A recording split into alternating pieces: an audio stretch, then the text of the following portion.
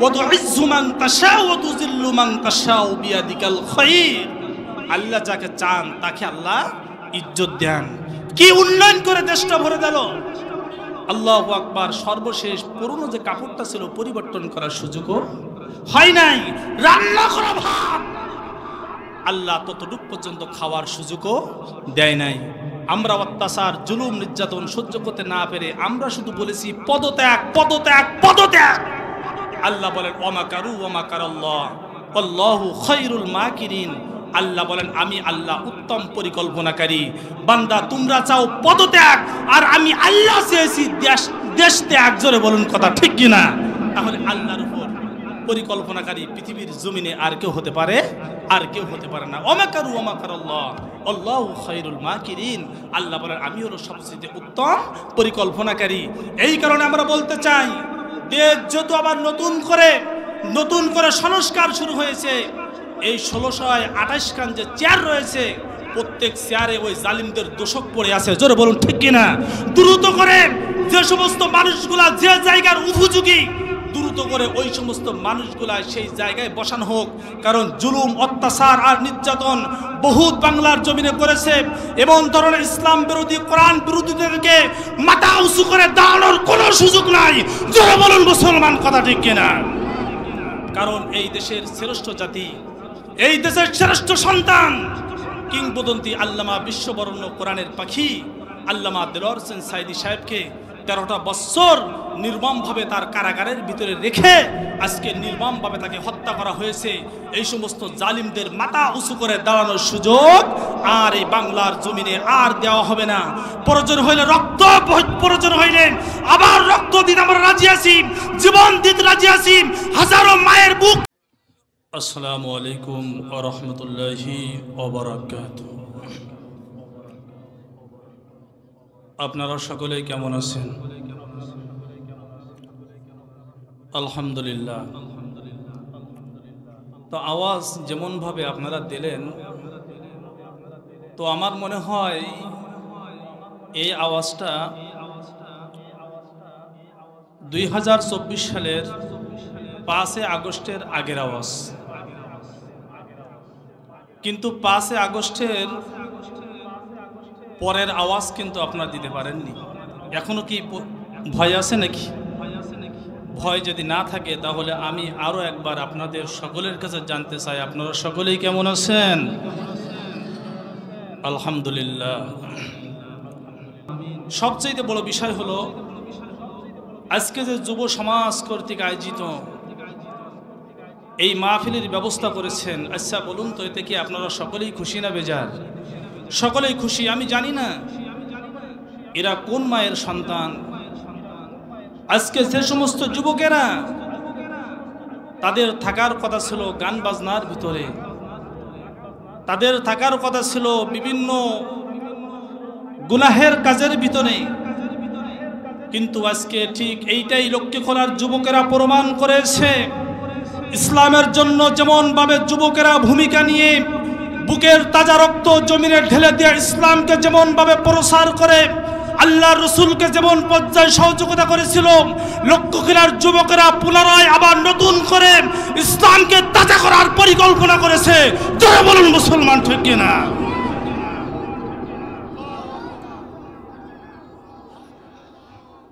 আল্লাহ পাক রব্বুল আলামিন এই যুবকদেরকে আল্লাহ পাক রব্বুল আলামিন ইসলামের জন্য, দ্বীনের জন্য আল্লাহ তাআলা কবুল করেন। সকলে বলি আল্লাহুম্মা আমিন। আমার প্রিয় বন্ধুগণ, আমাদের দেশে এমন একটি সময় ছিল যে সময়টা স্বাধীনভাবে নাচা যেত, স্বাধীনভাবে গাওয়া যেত, স্বাধীনভাবে প্রেম ভালোবাসা করা যেত, স্বাধীনভাবে মহিলারা স্ক্রিন ডিভাইডের ফ্ল্যাশ উপরে স্বাধীনভাবে ঘুরে বেড়াতো। কিন্তু এমন একটি সময় বাংলার জমিনে ছিল কিংবদন্তি আল্লামা বিশ্ববরণ্য কোরআনের পাখি আল্লামা সাইদি সাহেব যেমনভাবে কোরআনের তাফসীর আমাদেরকে শিখাই দিয়েছেন, যিনার তাফসীর শিখে আমরা মফিজুল ইসলাম ময়দানে কথা বলার সুযোগ পেয়েছি। কসম খোদার সময় এক সময় ছিল সব কিছু স্বাধীনভাবে করা যেত, আল্লাহর কোরআনের মাহফিলগুলো স্বাধীনভাবে করা যেত না। জোরে বলুন ঠিক কিনা? সেই খুশিতেই এর পক্ষান্তরে বলুন তো এখন 5 আগস্টের পরে বলুন তো আমরা সকলেই খুশি না বেজার? সকলে একটু কথা বলেন, খুশি না বেজার? আমরা কিন্তু সকলেই খুশি, কিন্তু এক শ্রেণীর মানুষ কিন্তু খুশি নয়। আজকে যারা মুসলিম নামধারী মুনাফিকের বাচ্চারা ব্যতীত আমার মনে হয় 95% মুসলমান বাংলার জমিনে তারা খুশিতে আনন্দে তাদের মনটা উল্লাস হয়ে গেছে। জোরে বলুন মুসলমান, কথা ঠিক কিনা? এই কারণেই সেই খুশির আওয়াজটা কি কম হবে না খুশির আওয়াজটা বেশি হবে? খুশির আওয়াজটা যদি বেশি হয় তাহলে আশপাশ নামধারী মুনাফিক মুসলমান যারা আছেন, আজকে যারা কোরআন বিরোধী, যারা ইসলাম বিরোধী, এই কোরআনের পারমিশন নেওয়ার জন্য যারা 15-20 হাজার টাকা পর্যন্ত যারা খেয়েছে, বক্তার নাম দেখার পরে সেই বক্তাকে স্টেজে কথা বলতে দেয় নাই, এই সমস্ত জালিমদের কান পর্যন্ত আওয়াজ পৌঁছাই দিয়ে ওই সমস্ত জালিমদের আমরা মনের ভিতরে ভূমিকম্প সৃষ্টি করতে চাই। আমরা আরো একবার আল্লাহর শুকরিয়া আদায় করি, সকলে বলি আলহামদুলিল্লাহ, আর জোরে বলি আলহামদুলিল্লাহ। আল্লাহ পাক রব্বুল আলামিন আমাদের সকলের শুকরিয়াকে আল্লাহর দরবারে আল্লাহ পাক কবুল করেন, সকলে বলি আল্লাহুম্মা আমিন। আমার প্রিয় ভাইরা, আজকে কোরআনের মাহফিলগুলা যেমনভাবে আমরা স্বাধীনভাবে করতে পারতেছি, আল্লাহ পাক রব্বুল আলামিন আমাদের পক্ষান্তরে প্রতিটা সময় যেন এই বাংলার জমিনকে যেমনভাবে মানুষ সুন্দর পরিবেশে আজকে যেমনভাবে মানুষ চলতেছে, বাকি দিনগুলা বাকি সময়গুলা আল্লাহ পাক যেন আমাদের এমনভাবে মনকে উজাড় করে আল্লাহ পাক সলাত তৌফিক দান করেন, সকলে বলি আল্লাহুম্মা আমিন। আমার প্রিয় বন্ধুগণ, আলোচনা শুরু থেকে একটি কথা বলে আমি আলোচনা শুরু করতে চাই। এর ভিতরে একজন ব্যক্তি মনে করেন নতুন বিয়ে করছে, তো নতুন বিবাহ করার পরে তিনি বাড়িতে বউ নিয়ে আসছে। তো বউ তিনি বাড়িতে আনার পরে শিক্ষামূলক কথার ভিতরে গভীর মনোযোগ লাগেন। তো নতুন বর বউটা রেখে তিনি বাইরে গেছে। বাইরে যাওয়ার পরে এনার ছেলের মা, যিনাকে শাশুড়ি বলে, উনি এসে বলতেছে যে বৌমা, আমার বাড়িতে যতক্ষণ তুমি আসছো তবে দ্রুত করে আমি কিন্তু একটা পুতা চাই।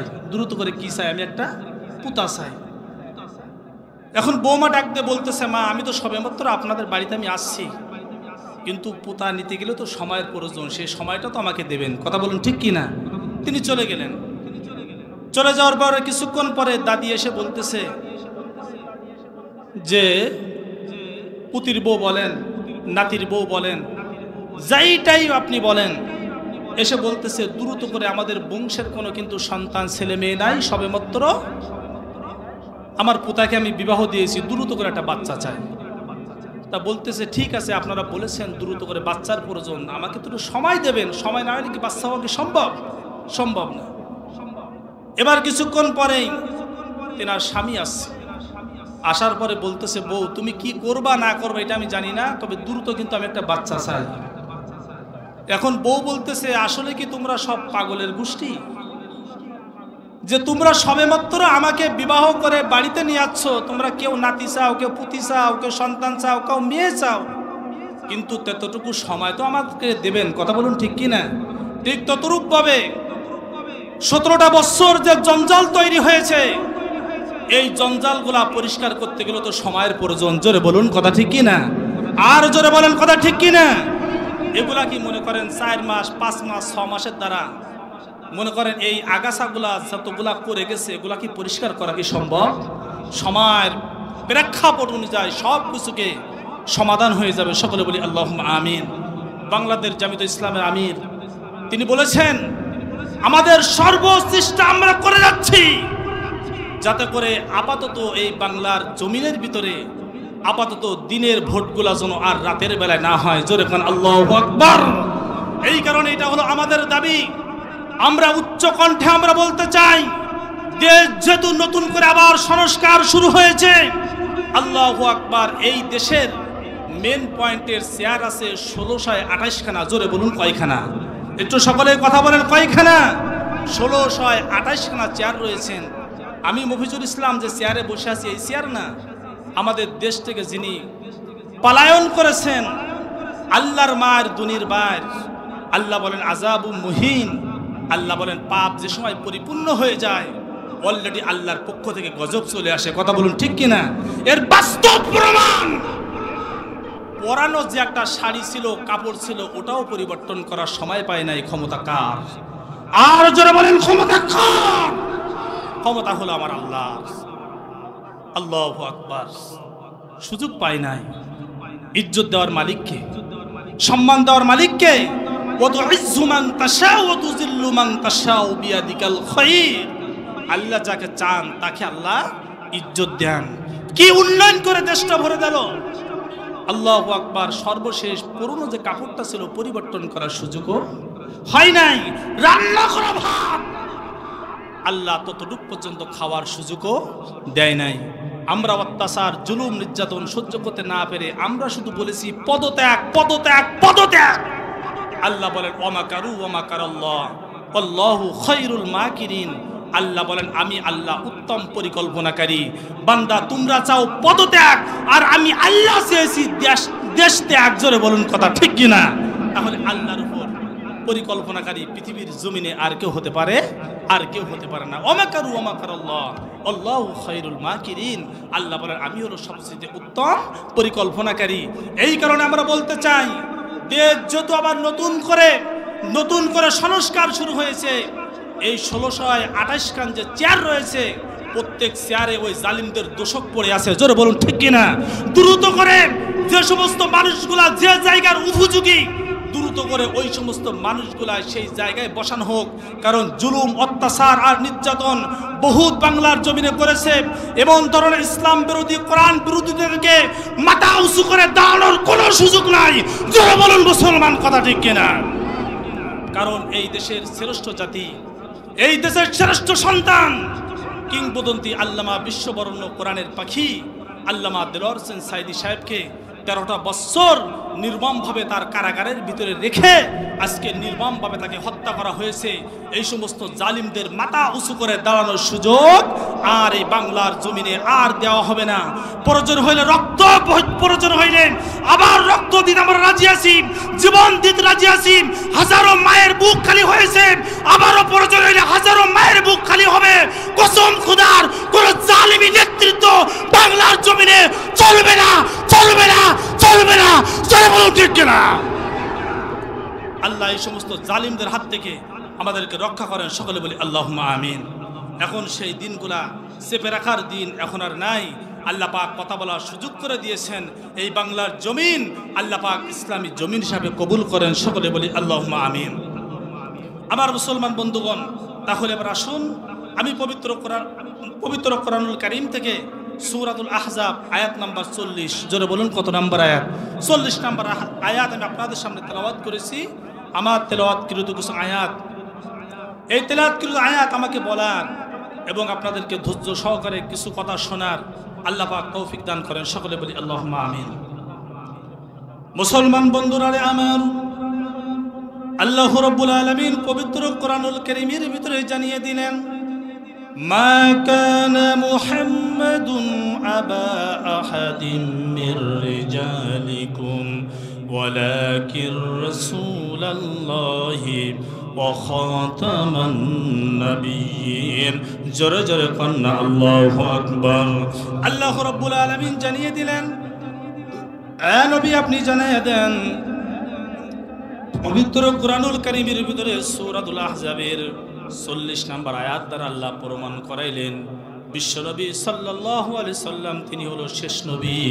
বিশ্ব নবীর পরে আর কোন নবী দুনিয়াতে আসবে না। এই কথাটা যিনি বলেছেন বলুন তো তিনি হলেন কে? তিনি হলেন আল্লাহ। বলুন তো আল্লাহ পাক বলেছেন বিশ্ব নবী শেষ নবী, নবীজির পরে আর কোন নবী পৃথিবীর জমিনে আসবে না। আল্লাহ রাসূল হাদিসের ভিতরে বলেন, আনা খাতামুন নাবিয়্যিনা লা নাবিয়্যা বাদি। নবীজি বলেন আমি শেষ নবী, আমার পরে আর কোন নবী পৃথিবীর জমিনে আসবে না। আচ্ছা, এই কথার ভিতরে কি আপনারা কি সকলেই একমত? আমরা কিন্তু সকলেই একমত। কিন্তু সবচেয়ে দুঃখজনক কথা হলো সত্য, আজকে আমাদের সমাজে এমন ধরনের কিছু মুসলমান তারা সমাজের ভিতরে বসবাস করে। তারা বলে যে বিশ্বনবী শেষ নবী না, নবীজির পরে আরও নবী আসবে। আল্লাহু আকবার। তারা নামাজ পড়ে, তারা রোজা রাখে, তারা হজ করে, তারা যাকাত দেয়, তারা ইসলামের সমস্ত কর্মসূচিগুলো তারা পালন করে। কিন্তু সূরা আহজাবের 40 নম্বর আয়াত অস্বীকার করার কারণে যিনারা করে ইনারা কারা জানেন? ইনারা হলো গোলাম আহমদ কাদিয়ানি। জোরে বলুন তো কি? গোলাম আহমদ কাদিয়ানি। আল্লাহর কোরআন, প্রত্যেক কোরআনকে অস্বীকার করা লাগে না। আল্লাহর কোরআনের যদি একটা আয়াতকে যদি অস্বীকার করা, কেউ যদি অস্বীকার করে তাহলে সে হলো কাফের। জোরে বলুন তো কি? কাফের। এই কারণে আল্লাহ রাব্বুল আলামিনের সূরা আহজাবের 40 নম্বর আয়াতের দলিল অনুযায়ী আমরা এই মুহূর্তের জন্য ফতোয়া দিতে চাই। এখান থেকে সমস্ত উলামায়ে কিরামদের একই মত, গোলাম আহমদ কাদিয়ানি তারা হলো কাফের, তারা হলো কাফের, তারা হলো কাফের। জোরে বলুন মুসলমান, ঠিক কিনা? আল্লাহর কোরআনের আয়াত সব অস্বীকার করা লাগে না। আল্লাহর কোরআনের একটা আয়াত কেউ যদি অস্বীকার করে সঙ্গে সঙ্গে যে কি হয়ে যায়, কাফের হয়ে যায়।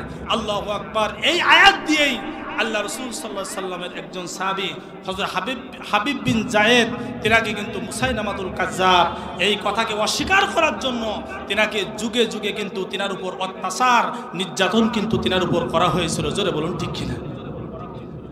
মুসলমান ভাইরা আমার গভীর মনোযোগ লাগান।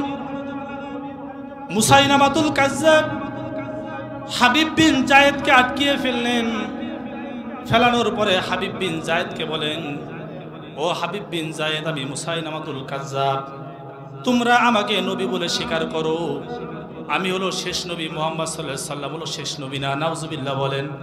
আল্লাহু আকবার। মুসাইলামাতুল কাজ্জাব এই প্রস্তাব যে সময় তুলে ধরলেন হাবিব বিন যায়েদ, ওদিকে জায়গা হচ্ছে না, আমরা সকলে একটু সামনের দিকে আমরা আগে আসি, সকলে একটু সামনের দিকে আগে আসি, পিছন দিকে জায়গা হচ্ছে না, সামনের দিকে আগে আসি, জিকির করি লা ইলাহা, হলো না? আরো জোরে চাপ দেন, চাপ দেন। লা ইলাহা ইল্লাল্লাহ, লা ইলাহা ইল্লাল্লাহ, লা ইলাহা ইল্লাল্লাহ মুহাম্মাদুর রাসূলুল্লাহ সাল্লাল্লাহু আলাইহি ওয়াসাল্লাম।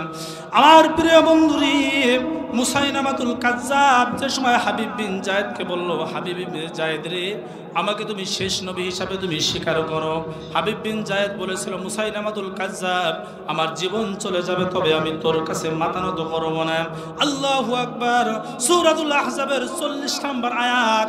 হাবিব বিন যায়েদ তার মনের ভিতরে রাসূলের ভালোবাসাটা এমন ভাবে জায়গা দিয়ে ফেলল।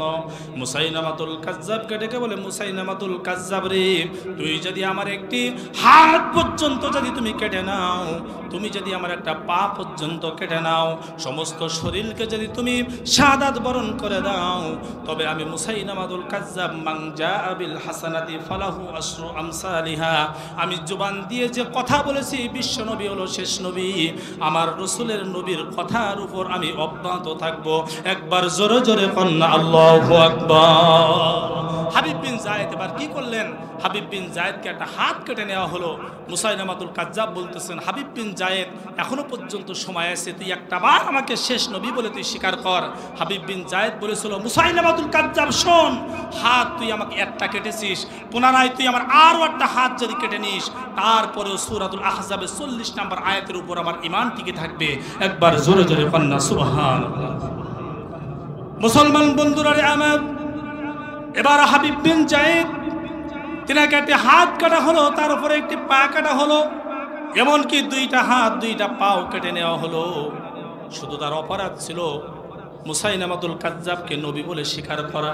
তিনি বলেছিল, জীবনে তোকে নবী বলে স্বীকার করব না, আমার নবী হলো শেষ নবী জনাবে মুহাম্মদ রাসূলুল্লাহ, সকলে বলেন সাল্লাল্লাহু আলাইহি ওয়াসাল্লাম। মুসলমান বন্ধুরি, এবার হাবিব বিন যায়েদকে যে সময় তার ছোট্ট একখানা বডি জনম দুঃখিনী মায়ের কাছে নিয়ে চলে যায়, জনম দুঃখিনী মা সন্তানের লাশটার দিকে 2 চোখের পানি ছেড়ে কাঁদতেছে। পৃথিবীর কোনো জনম দুঃখিনী মা সন্তানের এমন অবস্থা দেখলে পৃথিবীর কোনো জনম দুঃখিনী মা মেনে নিতে পারে না। কিন্তু ওই দিন হাবিব বিন যায়েদের মা বলেছিল, সন্তান রে, আজকে ইমানের উপর টিকে থাকার কারণে সূরা আহজাবের 40 নম্বর আয়াত ইমানের ভিতরে সেট করার কারণে আমি আল্লাহ পাক রব্বুল আলামিন আমাকে হিকমত দিয়েছেন, আমাকে শক্তি দিয়েছেন। হাসরের ময়দানে আমি একজন শহীদের মা হিসাবে আল্লাহর দরবারে দাঁড়িয়ে যাব। জোরে কান সুবহানাল্লাহ। এই কারণে আমি আমার মায়েদেরকে বলি যে মা, তোমার সন্তান যদি ইসলামী আন্দোলনের ক্ষেত্রে যদি মাঠে নেমে যায়, তোমার সন্তানকে তুমি বাধা দিও না। বাতিলরা যদি আবার মাথা উঁচু করে দাঁড়ানোর পরিকল্পনা আটকায়, তাহলে সেই জায়গায় তোমার সন্তানকে বাধাবিন্দু সৃষ্টি করো না। কারণ মুসাইলামাতুল কাজ্জাব হাবিব বিন যায়েদকে মেরেছিল, মারার পরে তার মা বলেছিল আমি একজন কিয়ামতের ময়দানে শহীদের মা হিসাবে হাসরের ময়দানে আমি দাঁড়িয়ে যাব। এই কারণে কোনো বাতিলরা পুনরায় যদি আবার মাথা উঁচু করে দাঁড়ানোর চেষ্টা করে, সন্তানকে ইসলামী আন্দোলনের জন্য মাঠে নামিয়ে দাও। তোমার সন্তান যদি শহীদ হয়, তুমি জনম দুঃখিনী মা হাসরের ময়দানে একজন শহীদের মা হিসেবে তুমি গণ্য হয়ে যাবা। একবার জোরে জোরে কন্যা সুবহানাল্লাহ। আমার প্রিয় ভাইরা, তাহলে আল্লাহ রসুলের সেই ভালোবাসা, নবীজির সেই মহব্বত যদি আমাদের অন্তরের ভিতরে, আমাদের কলিজার ভিতরে যদি থাকে, তাহলে বলুন তো রসুলের সুপারিশটা আমাদের জন্য প্রয়োজন আছে না নাই? অবশ্যই প্রয়োজন আছে। নবীজির সুপারিশ ছাড়া কিয়ামতের ময়দানে কেউ আল্লাহর জান্নাতে যেতে পারবে, কেউ জান্নাতে যেতে পারবে না। আল্লাহ পাক রব্বুল আলামিন রাসূল সাল্লাল্লাহু আলাইহি সাল্লামকে জানালেন, আল্লাহর নবী সাল্লাল্লাহু আলাইহি সাল্লামকে জানালেন, ও আমার সাহাবীরা শোনো, তোমাদের মাঝে এমন একটি যুগ আসবে, সেই যুগটাকে তোমরা ধাপে ধাপে পয়েন্টে পয়েন্টে তোমরা বুঝতে পারবে। আল্লাহ রাসূল সাহাবা কেরামদেরকে বললেন, বলার পরে সাহাবীরা বললেন, সাদাকতা ইয়া রাসূলুল্লাহ, কোন যুগগুলো আপনি আমাদেরকে একটু জানিয়ে দেন। আল্লাহর নবী বলেন, মা আনা আলাইহি ওয়া আসহাবি। নবীজি বলেন, ও আমার সাহাবীরা শোনো, কিয়ামতের আগে যুগ হবে 5টা। জোরে বলুন কয়টা? আর জোরে বলেন কয়টা? 5টা যুগ রাসূল বলে গিয়েছেন। এই 5টা যুগ তোমরা পয়েন্টে পয়েন্টে তোমরা দেখতে পাবে। আর 5টা যুগ যে সময় তোমাদের জন্য শেষ হয়ে যাবে, সেই সময় আল্লাহর পক্ষ থেকে কিয়ামত শুরু হবে। সেই সময় আল্লাহর পক্ষ থেকে যে সময় কিয়ামত শুরু হয়ে যাবে, প্রত্যেক মানুষকে আল্লাহ পাক হাসরের ময়দানে দাঁড় করায় দিবে। একবার জোরে জোরে বলুন আল্লাহু আকবার। তাহলে যে 5টা যুগের পরে কিয়ামত হবে, এই 5টা যুগ এখন বর্তমান কয় নাম্বার যুগ চলে, এই যুগের কথাগুলো আমাদের শোনার প্রয়োজন আছে না নাই? আর জোরে বলেন, শোনার প্রয়োজন আছে না নাই? দেখেন কয়টা যুগকে আমরা পরিবর্তন করেছি, আর কয়টা যুগ আমাদের মাধ্যমে রয়েছেন এখনো সামনে, আর কিয়ামত আমাদের কত নিকটবর্তী, আর আমরা কোন স্থান পর্যন্ত পৌঁছাই গিয়েছি, আমাদের জানার প্রয়োজন আছে না নাই? আপনারা ধৈর্য সহকারে 5টা যুগের কথা শুনবেন তো ইনশাল্লাহ। এতটুকু আলোচনার মাধ্যমে আমরা জানতে পারবো কিয়ামত আপাতত কত দূরে আছে, আর কত নাম্বার যুগ চলতেছে, আর কতগুলা যুগ আমাদের জন্য শেষ হয়ে গেছে। তাহলে কিয়ামতের একটি সাধারণ একটি স্যাম্পল, একটি ধারণা কিন্তু আপনার আমার ভিতরে চলে আসবে। জোরে কন্যা সুবহানাল্লাহ। আমার প্রিয় ভাইরা, নবী সাল্লাল্লাহু আলাইহি সাল্লাম যুগের কথা বলতে গিয়ে আল্লাহ রাসূল সাহাবা কেরামদেরকে সর্বপ্রথম যে যুগের কথা বললেন, নবীজি বলেন সেই যুগটা হলো নবুয়তের যুগ। জোরে কন্যা সুবহানাল্লাহ। সেই যুগটা কিসের যুগ? নবুয়তের যুগ। আমার মুসলমান ভাইরা, আমার গভীর মনোযোগ লাগান। এই নবুয়তের যুগের মাধ্যমে আল্লাহ রাসূল সাল্লাল্লাহু আলাইহি সাল্লামের যেগুলো সাহাবী ছিল, সেই সাহাবীদের মাধ্যমে একজন সাহাবীর কথা বলতে গিয়ে নবীজি কেঁদে ফেললেন। সেই সাহাবী হলো হযরতে সালমান ফারসি রাদিয়াল্লাহু তাআলা আনহু। আল্লাহ রাসূলের সাহাবী হযরতে সালমান কেমন ধরনের রাসূল ভক্ত ছিলেন, আল্লাহর নবীর কেমন ভালোবাসা তিনি অর্জন করেছিলেন। হযরতে সালমান ফারসি এক বাপের এক সন্তান, বাপের অর্থের অভাব নাই, সম্পদের অভাব নাই। পিতামাতার স্বপ্ন দেখলো, আমার সন্তান সালমান ফারসিকে আমি ধর্ম বিষয়ের একজন যাদক আমি তেনাকে বানাবো। তেনার পিতা সমস্ত ধর্মের কিতাব তেনাকে কিনে দিলেন। সালমান ফারসির কিতাবের ভিতরে আসছেন তেনার বয়স হলো 12 বছর। জোরে বলুন কত বছর? কোন কোন কিতাবে আসছেন 12 বছর, আবার কোন কোন কিতাবে আসছেন 15 বছর। তেনার পিতা সমস্ত ধর্মের কিতাবগুলা তেনাকে কিনে দিলেন। আমার সন্তান সালমানকে আমি কোটিপতি, আমার কোটিপতির সন্তান একজন ধর্মের যাদক তিনি হবেন। হযরতে সালমান ফারসি 15 বছর বয়সে কিতাবগুলা যে সময় খুলতেছেন, হিন্দুদের কিতাব খোলে, বৌদ্ধদের কিতাব খোলে, ইহুদি নাসারা নাস্তিকদের কিতাব খোলে, সব কিতাবের ভিতরে হযরতে সালমান ফারসি দেখতেছেন সমস্ত ধর্মের কিতাবের ভিতরে একজন ব্যক্তির নাম উল্লেখ করা রয়েছেন, তিনি হলো জনাবে মুহাম্মদ রাসূলুল্লাহ। সকলেই বলুন সাল্লাল্লাহু আলাইহি ওয়াসাল্লাম। আল্লাহ রাসূল সাল্লাল্লাহু সাল্লাল্লাহু আলাইহি সাল্লামের নাম। যে কিতাব তিনি খুলতেছে, কিতাব খোলার পরে দেখে বারবার মুহাম্মদ সাল্লাল্লাহু আলাইহি সাল্লামের নাম আসতেছে।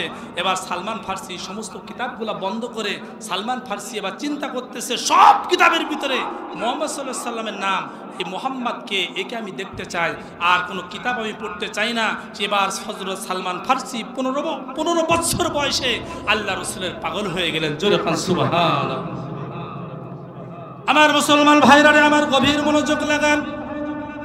হযরত সালমান ফার্সি রাদিয়াল্লাহু তাআলা আনহু রাসূলের পাগল যে সময় তিনি হলেন, তিনার পিতা বললেন, মুহাম্মাদের পাগল হয়ে তোমার কোনো লাভ নাই।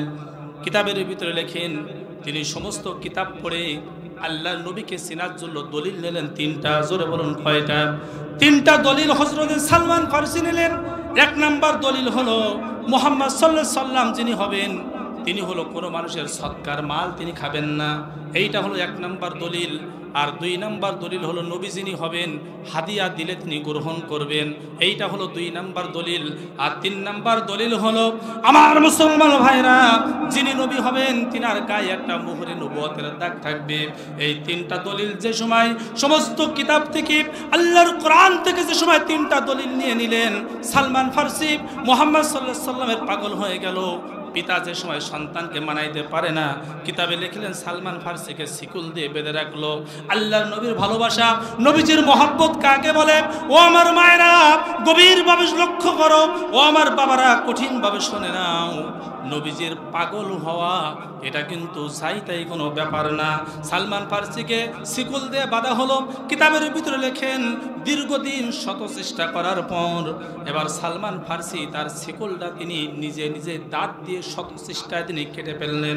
কিতাবের ভিতরে লিখেছেন, হযরতে আল্লাহর নবী কোনো একদিন না একদিন মক্কা থেকে হিজরত করে নবীজি মদিনাভাবে রাসূলের মহব্বতে মক্কা থেকে হযরতে সালমান ফার্সি তিনি মদিনাতে চলে গেলেন। জোরে কান সুবহানাল্লাহ। মদিনাতে চলে গেলেন। কিতাব খুলে তার ভিতর থেকে দলিল নেছে কয়টা? 3টা। রাসূলকে পরীক্ষা করার জন্য দলিল নেছে 3টা। একটা হলো নবী যিনি তিনি সৎকার মাল খাবে না। 2 নাম্বার নবী যিনি তিনি হাদিয়া গ্রহণ করবেন। আর 3 নাম্বার হলো নবী যিনি মুহাম্মদ সাল্লাল্লাহু আলাইহি সাল্লাম তিনার শরীরে একটা মোহরে নবুয়তের দাগ থাকবে। 3টা দলিল নিয়ে সালমান ফার্সি মক্কা থেকে 15 বছর বয়সে সালমান ফার্সি তিনি মদিনাতে চলে গেলেন। সকলেই জোরে বলুন আল্লাহু আকবার। মুসলমান ভাইরা, আমার নবীজির ভালোবাসা কাকে বলে? আল্লাহর নবী সাল্লাল্লাহু আলাইহি সাল্লাম আল্লাহর পক্ষ থেকে যে সময় অর্ডার হয়ে গেল, হযরত সালমান ফার্সি সেই জায়গাকে বহু সময় তিনি পার করলেন। 1-2টা বছর নয়, 15 বছর বয়সে নবীর পাগলে তিনি মদিনাতে চলে গেলেন। আর 250 বছর বয়সে গিয়া আল্লাহর নবীর সঙ্গে সাক্ষাৎ করে কালিমা পড়ে মুসলমান হলেন। একবার জোরে জোরে কান সুবহানাল্লাহ। আল্লাহর নবীর ভালোবাসা কাকে বলে? কিতাবের ভিতরে লেখেন, হযরতে সালমান ফার্সি তিনি বাড়িতে যাওয়ার পরে, মদিনায় যাওয়ার পরে এক ইহুদির বাড়িতে তিনি গোলাম হিসাবে থাকতেন। তিনি গাছ থেকে খেজুর পাড়তেছেন। একজন যুবক গিয়ে বলতেছে, মক্কা থেকে হিজরত করে একজন নবী আসছে, তিনার নাম মুহাম্মদ সাল্লাল্লাহু আলাইহি ওয়াসাল্লাম। সালমান ফার্সি বলতেছে, তুমি বলো কি যে রাসূলের মহব্বতে, যে নবীজির আকর্ষণে আমার পিতার সমস্ত অর্থ, আমার পিতার সমস্ত সম্পদকে আমি পদত্যাগ করে দিয়ে আমার বয়স যে সময় 15 বছর, নবীজির ভালোবাসায় মক্কা থেকে হিজরত করে মদিনায় চলে আসছি। আমি সালমান, এখন আমার বয়স হলো 250 বছর। জোরে এখন আলহামদুলিল্লাহ। নবীজির ভালোবাসা বাবা কাকে বলে? মুসলমান বন্ধুরা আমার, এবার তিনি খবর পেয়ে রাসূলকে পরীক্ষা করবেন কয়টা? সকলে কথা বলেন কয়টা? রাসূলকে পরীক্ষা করবেন 3টা। সালমান ফার্সি 1 প্লেট খেজুর নিয়ে আল্লাহ রাসূলের দরবারে চলে গেলেন। সাহাবা কিরামরা বসে থাকলেন। আল্লাহর নবী বলেন, এই খেজুরগুলা নিয়ে আসছো, এটা হলো কিসের খেজুর? সালমান ফার্সি বলেন, ইয়া রাসূলুল্লাহ, এটা হলো আপনার জন্য সৎকার মাল। জোরে বলুন তো কিসের মাল? জোরে বলেন কিসের মাল? সৎকার মাল। আচ্ছা, সৎকার মাল খাওয়ার মতো এরকম পাইটি আমাদের সমাজে আছে না নাই? জোরে বলে আছে না নাই? মানুষের আমানত জিনিসগুলা এরকম ভাবে খেয়ানাত করার মতো মানুষ আমাদের সমাজে আছে না নাই? আরো জোরে বলে আছে না নাই? আমানাতকে খেয়ানাত করে। আজকে 15 বছর আমরা মসজিদে ইমামতি চাকরি করে আমরা কতটুকু আমানাতকে আমরা পরিপূর্ণভাবে আমরা আমানাতকে রক্ষা করতে পেরেছি? ছোট বয়স থেকে এই পর্যন্ত আপনারা কোরআনের মাহফিল শুনতেছেন, অনেকের চুল দাড়ি পর্যন্ত পেকে গেছে। বলেন, সারা জীবন মাহফিল শুনে, ওয়াজ নসিহত শুনে জুমার দিন ইমাম সাহেবের আলোচনা শুনে আমরা কতটুকু আমানাতকে আমরা সংগ্রহ করে রাখতে পেরেছি, কিন্তু বাস্তব প্রমাণ হলো এই আমানাতের পরিপূর্ণভাবে আমানাত কাকে বলে এর বাস্তব প্রমাণ কিন্তু দেখাইছিলেন কিংবদন্তি আল্লামা বিশ্ববরণ্য কোরআনের পাখি আল্লামা দেলোয়ার হোসেন সাইদি। জোরে কন্যা সুবহানাল্লাহ।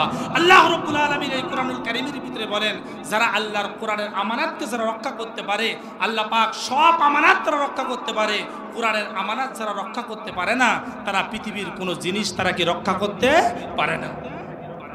আল্লাহ রাব্বুল আলামিন বলেন, ইন্না আরদুনাল আমানাতা আলাস সামাওয়াতি ওয়াল আরদি বিগাইরি জিবাল। জোরে জোরে কন্যা আল্লাহু আকবার, আল্লাহু আকবার।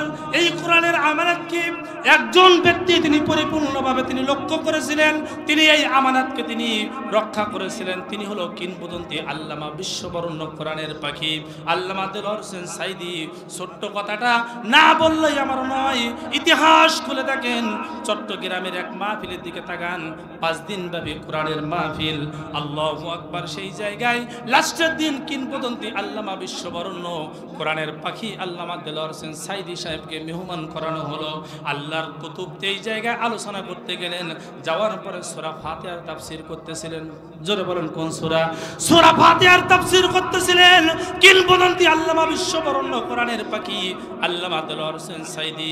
ওই এক স্টেজের উপর 46 জন হিন্দু সূরা ফাতিহার তাফসীর শুনে ধর্মের বুকে লাথি মেরে কোরআনের পাখির হাতে হাত রেখে কালিমা পড়ে মুসলমান হয়েছিলেন। জোরে বলেন সুবহানাল্লাহ, আর জোরে বলেন সুবহানাল্লাহ।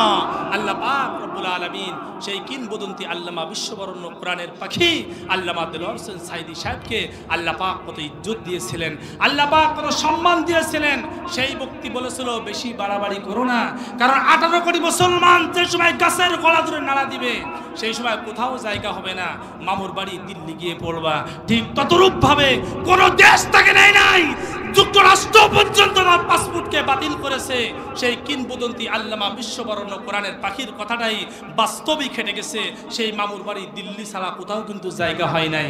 একবার জোরে জোরে বলুন মুসলমান, কথা ঠিক কিনা? তিনি কথাও বলে গিয়েছিলেন, যেমন কথা বলে গিয়েছিলেন যে বেশি লাফালাফি করো না, সময় একদিন এমন আসবেই হয়তো পালানোর জন্য ইঁদুরের গর্ত পর্যন্ত খুঁজে পাবা না। জোরে বলুন কথা ঠিক কিনা? অমুসলমান, এই কারণে বলতে চাই, আব্রাহা যে সময় বাইতুল্লাহ শরীফ ভাঙতে আসছিল, আব্রাহা জানতো না যে আল্লাহর পক্ষ থেকে আবাবিল পাখি দিয়ে আমাদেরকে ধ্বংস করবে। এইটা যদি আব্রাহা জানতো তাহলে বাইতুল্লাহ শরীফ আব্রাহা ভাঙতে আসতো না। আল্লাহু আকবার। ঠিক ততরূপ ভাবে আল্লাহ পাক যেমন ভাবে আব্রাহার গোষ্ঠী ধরে পতন করে দিয়েছিল, আমার মনে হয় 17টা বছর এত অত্যাচার, এত জুলুম আর এত নির্যাতন করার কারণে আমার মনে হয় স্কুলের ছোট ছোট বাচ্চাদেরকে কুখ্যাত করে সন্ত্রাস এই সরকারকে পতন করার জন্য আল্লাহ ওদের আবাবিল পাখির মতো পাঠিয়েছিল। জোরে বলুন মুসলমান, ঠিক কিনা? আমার মনে হয় আল্লাহ পাক আবাবিল পাখির মতো পাঠিয়েছিল। লাশ ফিনিশিং, আল্লাহু আকবার, কি পরিণতি হয়েছে এটা আপনারা সকলেই জানেন। বলুন তো ক্ষমতা কার? আর জোরে বলেন ক্ষমতা কার? ক্ষমতা আল্লাহর। এই বাংলার জমিনে আপনি মিজানুর রহমান আজহারি বলেন, হাফিজুর রহমান সিদ্দিকী বলেন,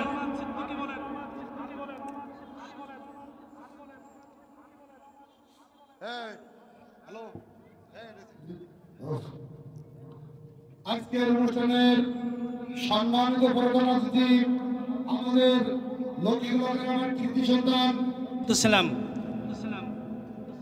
এই বাংলার জমিনে মিজানুর রহমান আজহারি বলেন, হাফিজুর রহমান সিদ্দিকী বলেন, আমির হামজা বলেন, খালিদ সাইফুল্লাহ আইয়ুবী বলেন, আল্লামা মামুনুল হক বলেন, এখনো পর্যন্ত কোন আলেম বিশ্বের 52টা রাষ্ট্রে তাফসির করার সুযোগ পান নাই।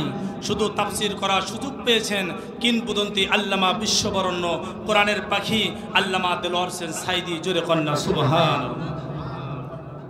আমার মুসলমান ভাইরা আমার, তাহলে তিনি কেবলভাবে কোরআনের আমানাতকে তিনি রক্ষা করেছেন। সৌদি সরকার তিনি তামাম বিশ্বের থেকে 1000 আলেমদের তিনি দাওয়াত দিলেন। জোরে বলুন কয় হাজার? 1000 আলেমদেরকে দাওয়াত দিলেন। সেই জায়গায় ন্যাংরা আরবি পড়তে হবে, জের নাই, জবর নাই, পেশ নাই, সাকিন নাই, নুক্তা নাই। ওই দিন 1000 আলেমকে পরাজিত করে কিংবদন্তি আল্লামা বিশ্ববরণ্য কোরআনের পাখি আল্লামা দেলোয়ার হোসেন সাইদি 99 নাম্বার উঠায়া তামাম বিশ্বের তাক লাগিয়েছিলেন। জোরে কোন সুবহানাল্লাহ। আজকে সেই ব্যক্তিকে রাজাকার বলেন, লজ্জা লাগে না? আজকে সেই ব্যক্তিকে সবচাইতে বড় সন্ত্রাস বলেন, লজ্জা লাগে না? এটা তো লজ্জা লাগা উচিত, কথা বলুন ঠিক কিনা? আজকে যে আয়না ঘরের মতো আজকে নির্মম ভাবে যে জায়গায় মানুষকে হত্যা করা হয়েছে, কত কষ্ট দেওয়া হয়েছে, এই কারণে অনেক যারা প্রভাবশালী ক্ষমতাশীল বান্দারা যারা আছেন তারা বলেছেন আয়না ঘরকে পরিবর্তন করা যাবে না, আয়না ঘর যেভাবে আছে ওইভাবে থাক। এই জাতি পুরোটাই ভাবে এইটাই তারা মনে করবে আয়না ঘরের মতো একটি কঠিন জায়গা তারা নিয়ে মানুষকে এমনভাবে অত্যাচার করেছিল। আজকে সেই মানুষকে সেই আয়না ঘরের দল নিয়ে সেই কর্মীর পরিচয় আপনি দেন, লজ্জা লাগে না আপনার? লজ্জা লাগে না আপনার? যে মানুষের কষ্ট বোঝে না, নির্মমভাবে যারা মানুষকে হত্যা করে, নির্মমভাবে যারা মানুষকে কষ্ট দেয়, এরা কোনো মানুষের অন্তর্ভুক্ত হতে পারে না। জোরে জোরে বলুন মুসলমান, কথা ঠিক কিনা? মুসলমান, একটি কথা বলতে চাই, সেই কথাটা হলো এই, দেখেন একটা মানুষ কতটুকু জনপ্রিয়তা হয়, একটা মানুষ কতটুকু জনপ্রিয়তা হয় কিছু না বুঝলেও কিন্তু ওই ব্যক্তি যে সময় মৃত্যুবরণ করে তার জানাজার দিকে তাকাইলে কিন্তু বোঝা যায় যে এই ব্যক্তিরা কতটুকু মানুষের জন্য একজন নিরাপদকারী আর কতটুকু এই মানুষটা একজনের জনপ্রিয়তা। জোরে বলুন ঠিক কিনা? মুসলমান, সর্বশেষ কথা হলো এই, জনপ্রিয়তা দেখতে চান সাতক্ষীরার কিং মাওলানা রিয়াসউদ্দিন সাহেবের জানাজার দিকে তাকান। জনপ্রিয়তা দেখতে চান মাওলানা লুৎফর রহমান সাহেবের জানাজার দিকে তাকান। জনপ্রিয়তা দেখতে চান মাওলানা জুবাইর আহমেদ আনসারী সাহেবের জানাজার দিকে তাকান। জনপ্রিয়তা দেখতে চান আমাদের কয়রা আখম মাওলানা তমিজউদ্দিন সাহেবের জানাজার দিকে তাকান। আর চোখে আঙ্গুল দিয়ে প্রমাণ করাইতে চান জনপ্রিয়তা যদি দেখতে চান পিরিজপুরের জমিনের দিকে কিংবদন্তি আল্লামা বিশ্ববরণ্য কোরআনের পাখি আল্লামা দেলোয়ার হোসেন সাইদি সাহেবের জানাজার দিকে তাকান। একবার জোরে জোরে বলুন মুসলমান, কথা ঠিক কিনা? মুসলমান, দুঃখের সাথে বলতে হয় আল্লাহ রসুলের চাচা হযরত আমির হামজা যে সময় মৃত্যুবরণ করেছিল এই সময় আল্লাহ নবী তিনার জানাজা পড়েছিল 70 বার। জোরে বলুন কয়বার? 70 বার। নবীজি যতবার জানাজা পড়ে মনকে বুঝাইতে পারে না, জানাজা পড়ে রসুল আবার জানাজা পড়েন, জানাজা পড়ে আর নবীজি আবার জানাজা পড়েন। কিতাবে লেখেন 70 বার নবী তিনার জানাজা পড়েছিলেন। আর কিংবদন্তি আল্লামা বিশ্ববরণ্য কোরআনের পাখির দিকে তাকান, যে যে পর্যায়ে গেছে সেই সময় সে জানাজা পড়ে চলে আসছে, কতবার যে তিনার জানাজা হয়েছে এটা কোনো হিসাবের ভিতরে ধরা হয় নাই। একবার জোরে জোরে কন্যা আল্লাহু আকবার। আল্লাহ পাক সেই কোরআনের পাখিকে জান্নাতের মেহমান হিসাবে আল্লাহ কবুল করেন। সকলে বলি আল্লাহুম্মা আমিন।